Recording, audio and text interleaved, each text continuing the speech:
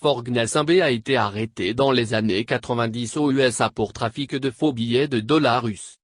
Comment peut-on comprendre que pendant 50 ans de gouvernance du père au fils, on a pu laisser le pays dans la main de la famille Gnassingbé et Yadema qui n'ont aucun niveau d'études et qui ne sont que des trafiquants dans tous les domaines et sur tous les plans. Forg Nassimbe arrêté aux USA pour faux billets de dollars. Pendant 38 ans, le Togo a été dirigé d'une main de fer par Étienne Gnassingbé et Yadema, avec un niveau d'études de cours élémentaires primaires, CEP1.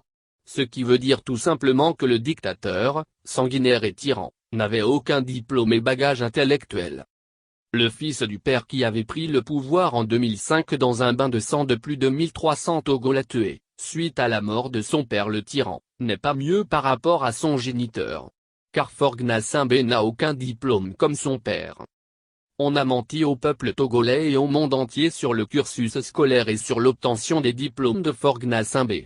Le fils du père n'a obtenu aucun diplôme, même pas le CEPD, certificat d'études du premier degré, ni le BEPC ni le Bac 1 et le Bac 2. Il en est de même pour bon nombre des rejetons du feu général président Étienne Gnassingbé et Yadema.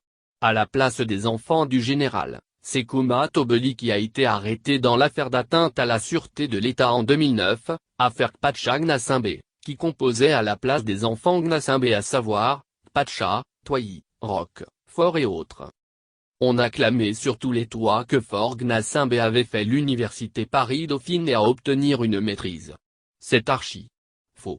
Pendant le séjour d'études de Forg Nassimbe à Paris, ce dernier n'avait aucun niveau pour suivre les cours et faire les devoirs.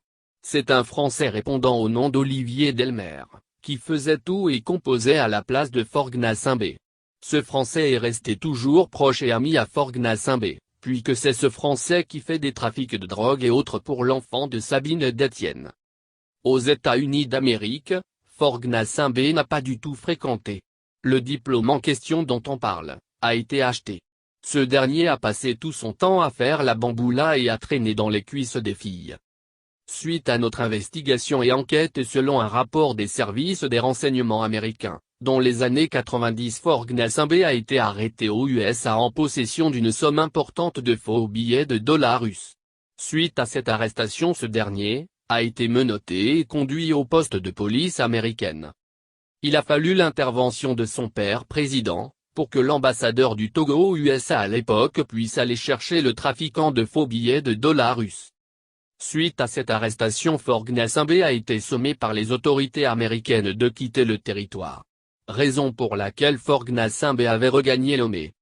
Comment se fait-il que les gens autour du feu général président Étienne Gnassingbé et Yadema, savaient tout ça mais ont laissé ce trafiquant de dogue, de faux billets de dollars russes, obsédé sexuel, sans aucun diplôme et sans aucun bagage intellectuel rester à la tête du Togo, comme chef de l'État pendant 10 ans.